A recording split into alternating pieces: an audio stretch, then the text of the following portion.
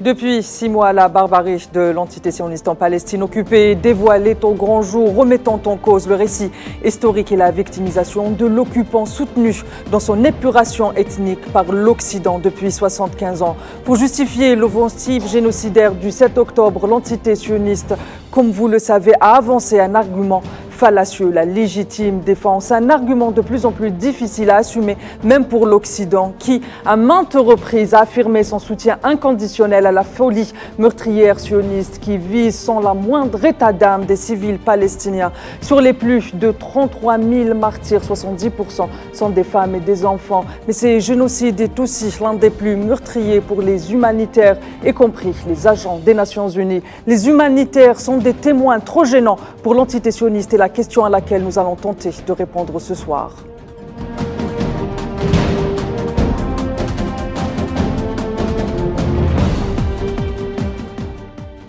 Madame, Monsieur, bonsoir. Vous êtes en direct sur Al24 News et merci de nous rejoindre pour ce nouveau numéro de l'échiquier international qui revient sur un des aspects horrifiants du génocide que subit actuellement la bande de Gaza en Palestine, occupée, le massacre des humanitaires. Et pour en parler, j'aurai le plaisir d'être accompagné de Saïd Ayachi, président du Comité national algérien de solidarité avec le peuple sahraoui. Bonsoir, Monsieur Ayachi. Merci d'avoir accepté mon invitation. Et j'aurai également le plaisir d'être accompagnée ce soir de Rosca Elena, journaliste et correspondante d'El Clarin à l'ONU, qui nous rejoint depuis Genève. Bonsoir Elena, merci d'avoir accepté mon invitation. Bonsoir.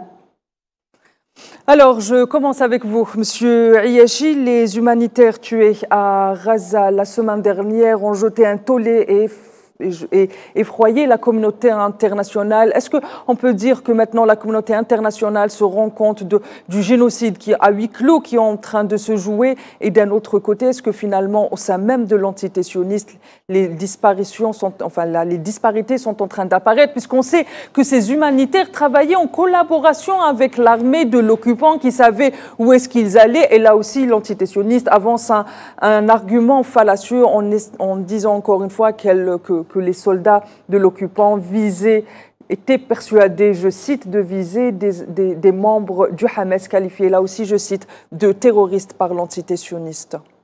Écoutez, il est d'abord tout à fait profondément regrettable que l'on attende des morts des humanitaires pour qu'on puisse dire que la situation est alarmante et qu'il y a effectivement une opération de génocide contre le peuple palestinien à Gaza. Mais avant cela déjà, il y avait des organisations humanitaires au-dessus de tout soupçon qui sont occidentales d'abord et qui ont jusqu'à maintenant fait un travail remarquable dans le cadre de l'action humanitaire et qui ont témoigné depuis plus de 4 mois de la barbarie de l'armée sioniste contre le peuple palestinien de Gaza. Et si j'en veux pour preuve, il y a des témoignages sur des plateaux de télévision à longueur de journée maintenant depuis à peu près, allez, soyons larges, depuis 1 mois, où on dénonce la barbarie dont se rendent coupables les soldats israéliens. Et par conséquent, il y a d'abord ces bombardements indiscriminés qui, bien entendu, touchent les civils et touchent les civils par dizaines de milliers. Nous sommes à 34 000 morts aujourd'hui. Il y a surtout ces images tout à fait insupportables des enfants qui meurent de faim. Des enfants qui meurent de faim. C'est-à-dire il y a une volonté délibérée d'affamer la population palestinienne et même si les plus innocents des êtres humains, les enfants en l'occurrence, peuvent mourir de faim et nous avons bien sûr tous vu ces images insoutenables des enfants décharnés, dénutris, qui rendent l'âme dans les bras de leur mère. Cela n'émeut en aucun cas les dirigeants sionistes criminels et encore, évidemment, hélas, l'Occident qui pour certains, les dirigeants occidentaux versent des larmes de crocodile mais qui ne font rien. Parce que le problème est là. Le problème, c'est cette arrogance de l'entité sioniste qui a assuré de l'impunité des grandes puissances occidentales et qui continue. Regardez ce fou criminel de Netanyahou qui, malgré la résolution du Conseil de sécurité, obtenue à quel prix d'ailleurs, après avoir essuyé un veto américain, mais qui n'empêche, comme d'habitude d'ailleurs, ne respecte pas l'injonction internationale. Et bien entendu, aujourd'hui, nous avons cette situation tout à fait insultante pour l'humanité tout entière. Des gens meurent parce qu'ils sont bombardés de façon indiscriminée, je le disais, et des hommes, des femmes sont enterrés vivants sous les décombres de leur maison. Des enfants meurent de maladies, des hôpitaux bombardés. Et donc, voilà la situation devant laquelle aujourd'hui on est. Très bien. Elena, je viens vers vous et je rappelle ces chiffres horrifiants aux côtés de ce que vient de nous dire M. Hayachi. Au moins 224 travailleurs humanitaires ont été tués au cours de ce génocide à Gaza. 179 membres du personnel de l'ONU, 167 de l'UNRWA, un membre de l'OMS ou encore un autre membre du PNUD. Je crois qu'aujourd'hui, à l'ONU, on est en train de s'alerter et de s'alarmer de plus en plus sur la situation. Il y a aussi le rapport de Francesca Albanese qui est accablant à l'encontre de l'entité sioniste. Concrètement, vous qui êtes sur place à Genève, à l'ONU, qu'est-ce que ces chiffres et ce rapport peut apporter ou peut changer? Quels sont les bruits de couloir concernant ce génocide actuellement dans les couloirs de l'ONU? Alors, concernant les chiffres, ils démontrent un niveau officiel et nous parlons effectivement de génocide. Ça, c'est bel et bien ce qui est décrit aussi dans le rapport de Francesca Albanese, où elle met aussi en évidence la responsabilité d'Israël face à ce génocide, ainsi que des États membres de l'ONU qui sont restés en silence durant toutes ces années, vu que quand même la répression d'Israël envers les Palestiniens, elle ne démarre pas le 7 octobre, mais elle date déjà il y a plusieurs années. Aujourd'hui, en particulier, nous avons eu les dernières résolutions à l'ONU. C'était le dernier jour de la session numéro 55 du Conseil des droits de l'homme. Et parmi les différentes résolutions qui ont été votées, il y a une qui exige à Israël de mettre fin à son occupation du territoire palestinien, ainsi que de mettre fin au blocus de la bande de Gaza et évidemment il y a un cessez-le-feu immédiat et le stop de la vente d'armes qui est réalisé depuis toujours envers Israël par les États-Unis, l'Allemagne, l'Italie, la France et parfois la Russie. Cette résolution, elle était votée d'une façon presque unanime par les États membres et donc c'est évident la vision et le point de vue des Nations Unies, et plus en particulier du Conseil des droits de l'homme, envers ce qui est en train de se passer. Une situation qui ne date pas de cet dernier Conseil des droits de l'homme, car en suivant cette affaire, ça fait déjà plusieurs années que l'on parle de danger de génocide, mais aussi d'apartheid.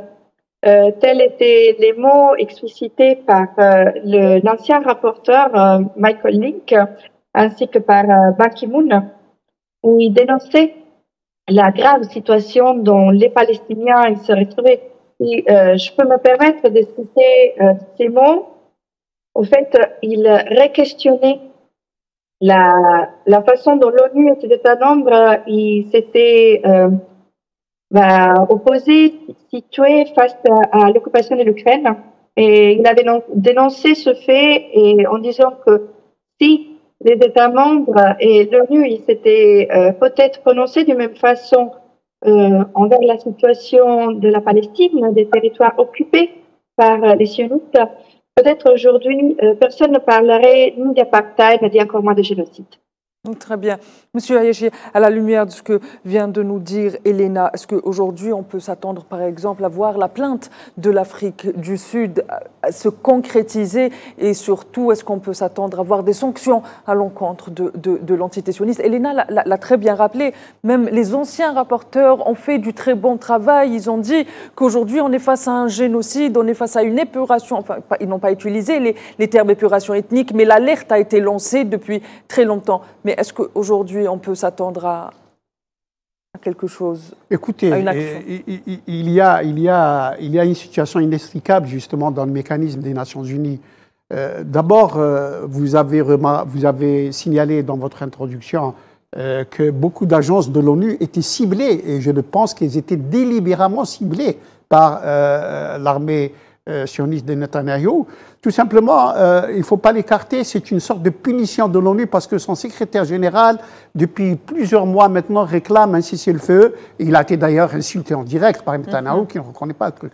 Et puis il y a cette posture de défi de l'entité sioniste, des dirigeants sionistes vis-à-vis de la communauté internationale.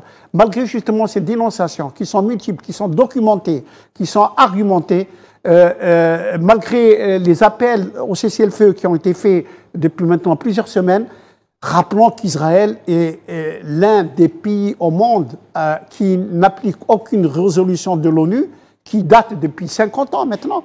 Et donc la CIJ dont vous me parlez, et la CPI en même temps, puisqu'il y a eu une plainte à la CPI une action concomitante. En 4 jours seulement, en 4 jours, le dossier du président Poutine a été instruit au niveau de la CPI. En un mois, il a été délivré. En un mois seulement, il a été délivré plusieurs mandats d'arrêt internationaux contre des responsables russes. Maintenant, aujourd'hui, on demande si M. Netanyahou veut bien arrêter le massacre qu'il est en train de commettre sous le regard criminel complice de la communauté internationale occidentale. Et puis, mais lui continue et la CPI va voir, il demande de façon très vague et très truc. Voilà le problème du double standard qui, lui, justement, pose problème, qui, lui, génère, qui produit l'injustice. Et l'injustice, elle crée la violence. Et bien entendu, après, on parlera des terroristes palestiniens. Ce sont des résistants palestiniens. Et la légitimité de la résistance palestinienne n'est plus à démontrer parce que, précisément, elle répond à une violence, et Mme Elena l'a dit très, très justement, ce n'est pas d'aujourd'hui que cette violence est exercée contre les Palestiniens, tout simplement parce qu'on leur a tout pris. On leur a pris la terre, l'eau, les logements, leur dignité même, si ce n'était ce sursaut incroyable de la jeunesse palestinienne qui, bien entendu, ne pliera jamais et qui continuera de demander son droit à avoir un État indépendant. Très bien. Elena, aux côtés des humanitaires qui sont visés par l'entité sioniste, il y a également les journalistes qui sont des cibles particulières pour l'entité sioniste. Est-ce qu'aujourd'hui, de là où on se trouve en tant que journaliste, on peut se demander si finalement on considère les journalistes et les humanitaires comme étant des témoins gênants pour l'entité sioniste qui ne veut pas encore plus de preuves à son encontre en vue des crimes contre l'humanité qu'elle commet? Ça, c'est une supposition qui est certainement probable. Alors, actuellement, évidemment, ces crimes, ils sont condamnés. Ils sont condamnés, les assassinats réalisés envers les humanitaires et envers les journalistes. C'est clair que ces genres de personnes, ils sont incommodes. Ils sont incommodes parce qu'ils démontrent ce qui se passe et ils empêchent de faire valoir cette légitime défense dont Israël veut se faire valoir pour prouver qu'il a un sens à attaquer les Palestiniens. Alors que si on regarde les images que les journalistes ils peuvent envoyer, si on regarde les informations que les humanitaires ils transmettent, on voit que c'est tout à fait le contraire. Et ce paradoxe, cette envie de créer un mensonge derrière tout ce conflit.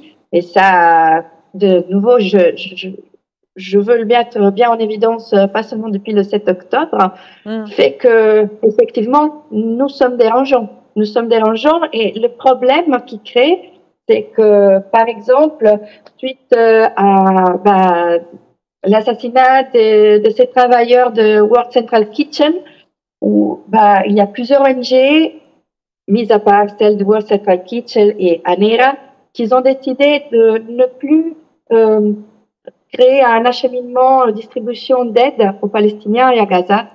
Et cela ne fait qu'empirer et mettre en danger les civils palestiniens qui continuent à vivre sur le territoire et que, de moins en moins, d'aide humanitaire, de nourriture qui leur parvient, et aussi à cause de ces assassinats qui font d'un côté arrêter le travail des journalistes et des humanitaires et de l'autre côté mettre encore plus en péril la situation des civils. Très bien. Un autre fait a été remarqué, M. Hayashi, ces derniers jours, si on peut parler de volte-face quand même, de certaines chancelleries à la suite toujours de l'assassinat de ces humanitaires qui a été ressenti comme celle de trop. On a vu la colère du Canada qui a déjà annoncé l'arrêt de la livraison d'armes à l'entité sioniste.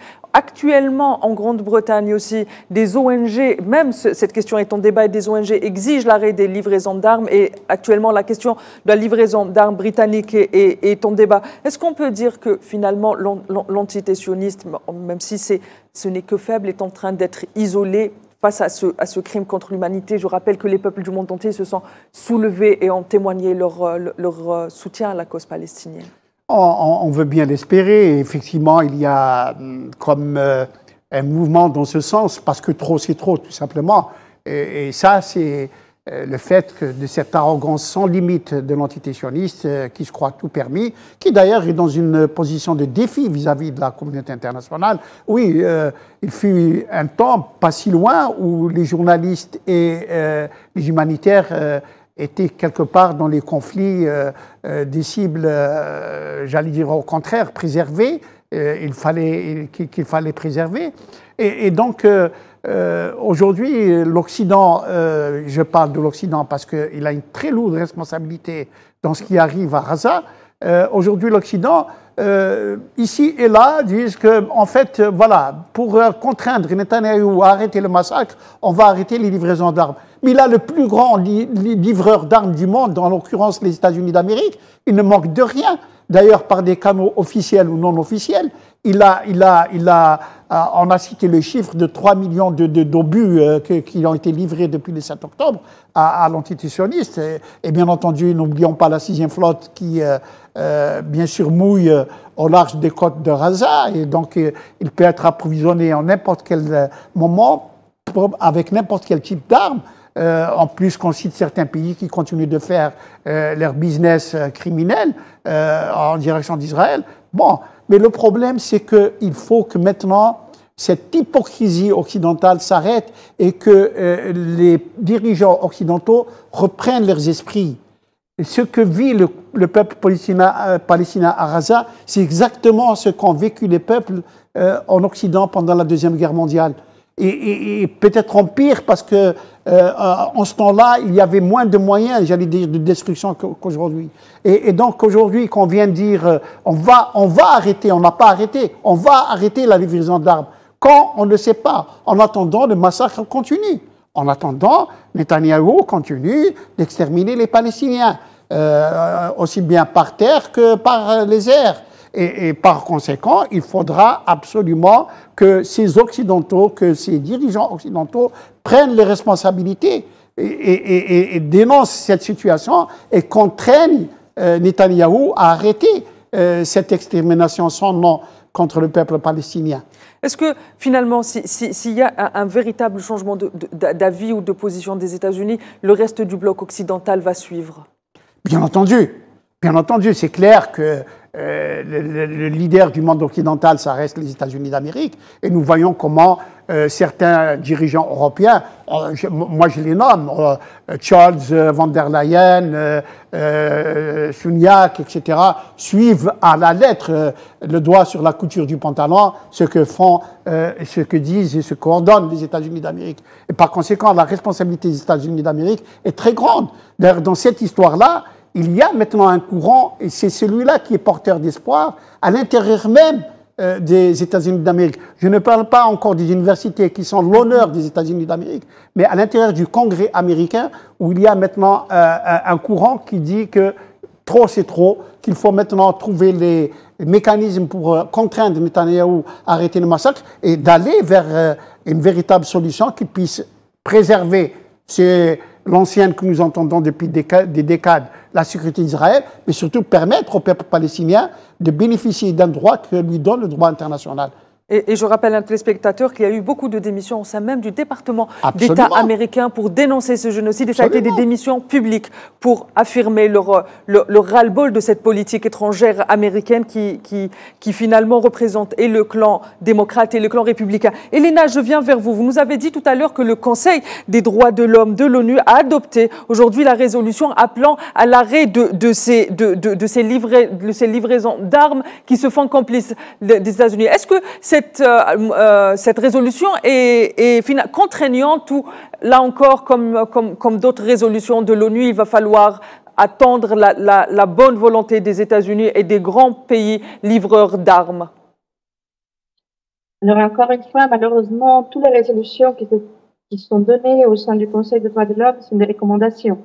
En soi, elles ne sont pas contraignantes et donc ils n'obligent en aucun cas aucun des pays qui sont visés, entre autres les États-Unis même, l'Allemagne, l'Italie ou la France, à arrêter leur vente d'armes. Mais par contre, il y a quand même, au niveau du droit international, on exige d'Israël qu'il puisse quand même veiller à que les besoins fondamentaux de Gaza soient respectés.